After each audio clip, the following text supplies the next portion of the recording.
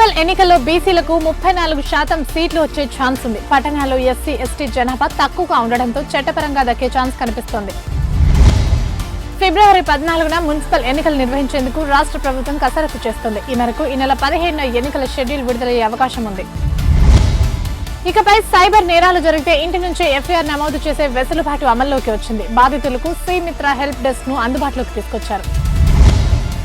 రెండు తెలుగు రాష్ట్రాల మధ్య జల వివాదాలను శాశ్వతంగా పరిష్కరించుకుందామని Telangana CM Revanth Reddy AP CM చంద్రబాబుకు విజ్ఞప్తి చేశారు. నీటి అంశంలో గొడవలు పడడం ఎలాంటి ప్రయోజనం లేదని ఏపీ సీఎం చంద్రబాబు తెలిపారు. సామరస్యంగా ముందుకెళ్తేనే తెలుగు రాష్ట్రాలకు మేలు జరుగుతుందని ఆయన సూచించారు. ఈ నెల 18న మేడారం సమ్మక్క సారలమ్మ జాతర ప్రారంభం కానుంది. ఈసారి మేడారం భక్తులకు ప్రసాదంగా ఇప్ప పువ్వు లడ్డును ఇవ్వనున్నట్లు మంత్రి సీతక్క తెలిపారు. దక్షిణ కోల్కతాలో తృణమూల్ నేతలు కార్యకర్తలు కదం తొక్కారు. ఈ మేరకు ఢిల్లీలో అమిత్ షా కార్యాలయం ఎదుట ఆందోళనకు దిగారు.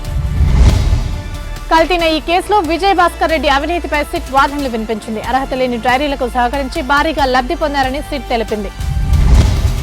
ప్రభుత్వ ఉద్యోగుల కోసం రాష్ట్ర ప్రభుత్వం మరో ముందడుగు వేసింది. ప్రభుత్వ ఉద్యోగులకి 1.2 కోట్ల ప్రమాద బీమాను అమలు చేస్తున్నట్లు డిప్యూటీ సీఎం బట్టి విక్రమార్క తెలిపారు.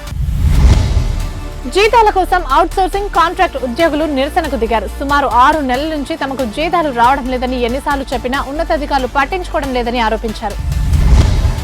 సంక్రాంతి సందర్భంగా నగరవాసులు స్వస్థలాల బాట పట్టారు. విద్యా సంస్థలకు సెలవు ప్రకటించడంతో రైల్వే స్టేషన్లు బస్టాండ్లు ప్రయాణికులతో కిటకిటలాడుతున్నాయి.